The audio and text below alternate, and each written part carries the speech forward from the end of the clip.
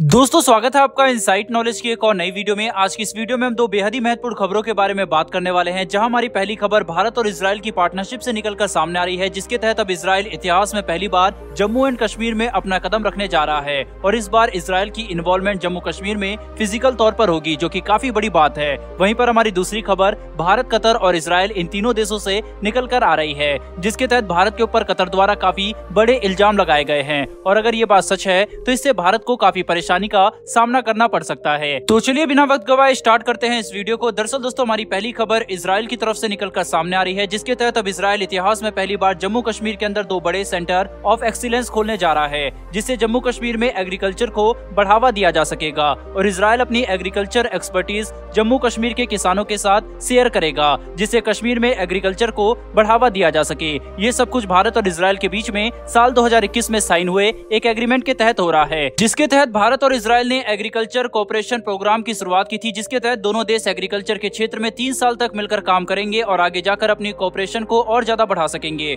जिससे भारत के अंदर एग्रीकल्चर का विकास तेजी से किया जा सकेगा। इजराइल द्वारा जम्मू कश्मीर में खोले जाने वाले 2 सेंटर ऑफ एक्सीलेंस में इजराइल की टीम 24 घंटे तैनात रहेगी। वहीं इसमें से एक सेंटर ऑफ एक्सीलेंस जम्मू में तो दूसरा सेंटर ऑफ एक्सीलेंस कश्मीर में खोला जाएगा, जिसकी काफी महत्वपूर्ण भूमिका होगी पाकिस्तान ऑक्यूपाइड कश्मीर से सटी सीमा के पास मौजूद भारतीय खेत और एग्रीकल्चर फॉर्म को मॉडर्नाइज करने में, साथ ही वहाँ के किसानों को खेती की नई तकनीक और उपकरण प्रोवाइड करने में, ताकि इस इलाके में खेती के स्तर को बढ़ाया जा सके। जम्मू कश्मीर में टोटल उपजाऊ जमीन का एक काफी अच्छा खासा हिस्सा पाकिस्तान की सीमा से सटा है, जहाँ पर गोलीबारी और युद्ध का खतरा हमेशा बना रहता है। ऐसे में इस इलाके में जब युद्ध और प्राकृतिक खतरे एक साथ बने हुए हैं, तब खेती करना काफी मुश्किल बन जाता है, जिससे निपटने के लिए और इस इलाके में एग्रीकल्चर का विकास करने के लिए इजराइल की मदद काफी काम करने वाली है, क्योंकि इजराइल डिफेंस मैन्युफैक्चरिंग के मामले में जितना सक्षम है, उतना ही सक्षम इजराइल एग्रीकल्चर और वाटर मैनेजमेंट के मामले में भी है। ऐसे में इजराइल भारत के लिए और भी ज्यादा महत्वपूर्ण बन जाता है, क्योंकि भारत आज भी एक कृषि प्रधान देश है और हमारी 140 करोड़ की आबादी को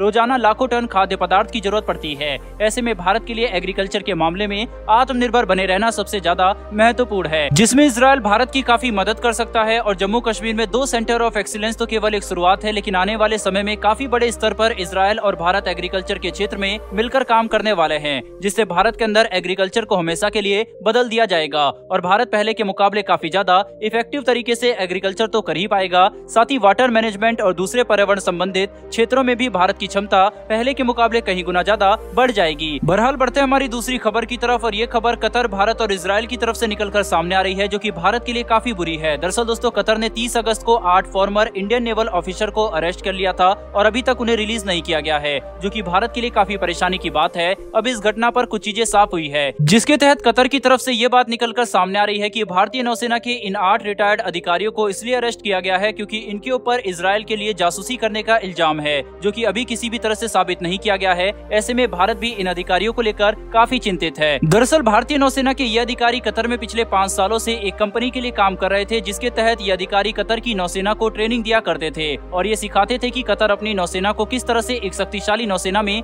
बदल सकता है और इसके लिए उन्हें किन उपकरणों और हथियारों की जरूरत है। साथ ही ये अधिकारी कतर की नौसेना के लिए नेवल एक्सरसाइज को भी प्लान किया करते थे। और अब 5 सालों की सेवा के बाद इन अधिकारियों को इजराइल के लिए जासूसी करने के इल्जाम में गिरफ्तार कर दिया गया है, जिसके तहत कतर ने इन पर यह इल्जाम लगाया है कि ये अधिकारी कतर की नौसेना की सेंसिटिव इंफॉर्मेशन और जानकारी इजराइल को दिया करते थे, ताकि इजराइल कतर के खिलाफ अपनी रणनीति बना सके, जिसके ऊपर जाहिर सी बात है कि अभी तक कतर ने कोई भी सबूत पेश नहीं किया है और इसीलिए ये मामला काफी बड़ा बन गया है। भारतीय नौसेना के ये सभी 8 रिटायर्ड अधिकारी काफी डेकोरेटेड है और अपनी सेवा के दौरान काफी उच्च पदों पर रह चुके हैं, इसीलिए इन्हें कतर की गिरफ्तारी से आजाद कराना भारत के लिए न कि केवल आत्मसम्मान की बात है, बल्कि हमारी राष्ट्रीय सुरक्षा का भी मुद्दा है, क्योंकि हम कभी भी अपने इतने अच्छे और रिटायर्ड अधिकारियों को कतर जैसे देश की सेना द्वारा गिरफ्तार किया जाना स्वीकार नहीं कर सकते। भारत इन अधिकारियों के रिलीज के लिए कतर से लगातार बातचीत कर रहा है, लेकिन अभी तक इसके ऊपर कोई खास जानकारी निकलकर सामने नहीं आई है। न ही कतर ने भारत को कोई बड़े सबूत पेश किए हैं जो कि इन अधिकारियों पर लगे इल्जाम को सही साबित करते हो। इसीलिए अब भारत को कतर के साथ अपने रिलेशन को एक बार फिर से रिव्यू करना चाहिए, ताकि कतर के ऊपर दबाव बनाया जा सके और हम अपने नौसेना के रिटायर्ड अधिकारियों को आजाद करा सके। बहरहाल दोस्तों इस वीडियो में इतना ही। इन दोनों ही विषय पर आपकी क्या राय है